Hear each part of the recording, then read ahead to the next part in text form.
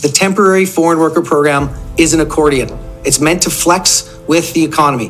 When we have a high number of vacancies, we can bring in more people. And as the economy tightens, we close the accordion and we make it harder for people to come in, because Mark and I and our government want those jobs to go to Canadians.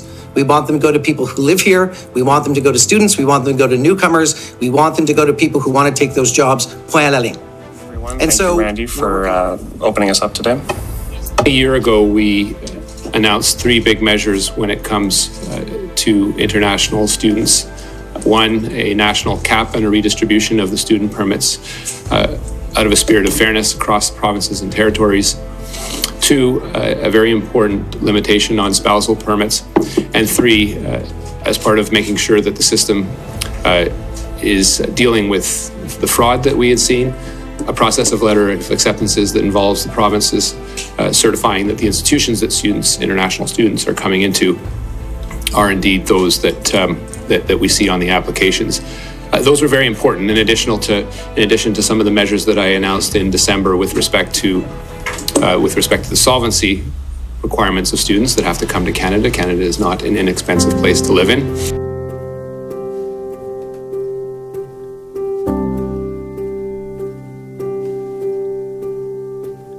Isang breaking news tayo guys mula sa Government of Canada patungkol sa mga changes, mga new requirements sa International Student Program, Temporary Foreign Worker, and kasama na rin ang PGWP. At ngayong taon, ang Government of Canada ay nagpaplano na i-reduce or bawasan ang temporary residents from 6.5% to 5% na lang ng population nito sa 2026. Bukod sa influx ng temporary residents at yung issue na hindi nagmamatch ang housing, ang public services, ang healthcare, and even ang issue sa job competition, job availability para sa mga Canadians or permanent residents ay isa lang sa mga issue din na kasama bakit nagre-reduce ng temporary residents. And ito pa din, ang issue ng mga bad actors or yung mga ginagamit yung mga government programs katulad ng student permit program and foreign worker program. Marami na tayong mga na-encounter na issues, mga scam, mga employers na tinitake advantage ang mga programs na ito. So, there's a lot of things going on and all of these things contribute sa decision na mag-reduce ng temporary residents. And in my opinion, kapag ka talagang nakapasok ka pa rin sa kabila ng mga new measures na ito, magiging maganda yung journey as a newcomer dito sa Canada. So, isa-isahin natin yung mga new measures na binigay ng Minister of Immigration Mark Miller. So, number 1, student permit cap for 2025. So, sa part na ito, there will be a 10% reduction international student permit for 2025, lowering the target from 485,000. The cap will stay the same for 2026. So, for 2025, ayun, reduced study permits issued na po to 437,000 na lang. At dito nga sa table na ito, makikita natin yung growth ng study permits sa mga nakaraang taon mula 2019 hanggang 2023. Ayan, kung makita natin ng 2019, nasa 600,000 lang siya. And ngayong 2023 ay nasa 1 million mahigit na ang study permit. And makikita natin ang Philippines ay pangatlo. Ayan, nung nakaraang 2023, ayan, nasa 48,000 plus siya. And number 1, as usual, di na nakakapagtaka ang India. Sobrang layo ng figures niya, no? So, 400, halos muntika na niyang ikalahati ang study permit na table na ito, combined yung mga ibang countries.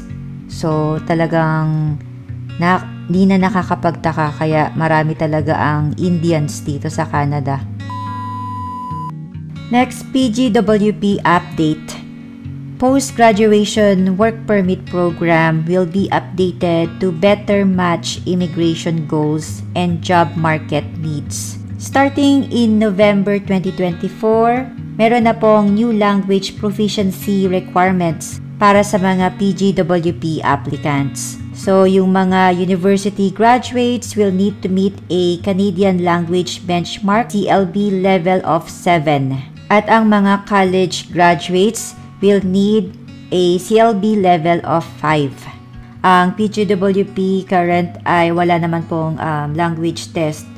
So, starting November 1st, 2024, ayun, mai-implement na po ito. Starting this fall, only graduates from field with long-term job shortages will be eligible for post-graduation work permit up to 3 years. And then next, work permit eligibility for spouses of foreign students or international students. So, medyo mabigat ito dahil maraming nag-expect din para sa spouse ng mga students para matulungan sa mga finances dito as international student. So, ito po yung new measures na inilabas. Only spouses of master's degree students in programs lasting at least 16 months can get work permits. So, ma-observe natin na isa rin ito sa part ng temporary residents na minamanage nila yung numbers. Next, new measures para sa work permit eligibility for spouses of the Temporary Foreign Worker Program and International Mobility Program. The Temporary Foreign Worker Program or TFWP and International Mobility Program or IMP will only grant work permits to the spouses of foreign workers in management, professional roles, or in industries facing labor shortages. So, ayun, starting November 1st, 2024, ang implementation po nito. So, marami rin dito sa part na to ng TFWP or Temporary Foreign Worker Program na may daladalang spouse and naka-open work permit. So, ayun, isa rin ito sa mabigat na changes. And yung International Mobility Program, ito naman yung nag-a-allow sa mga Canadian employers na mag-hire ng mga foreign workers na merong work permit without LMIA. So, yung mga workers na eligible sa part na ito or eligible sa International Mobility Program, so kasama dito yung mga merong open work permit or intra-company transferees, and yung mga part ng trade treaties katulad ng Canada, United States, Mexico Agreement, mga ganon.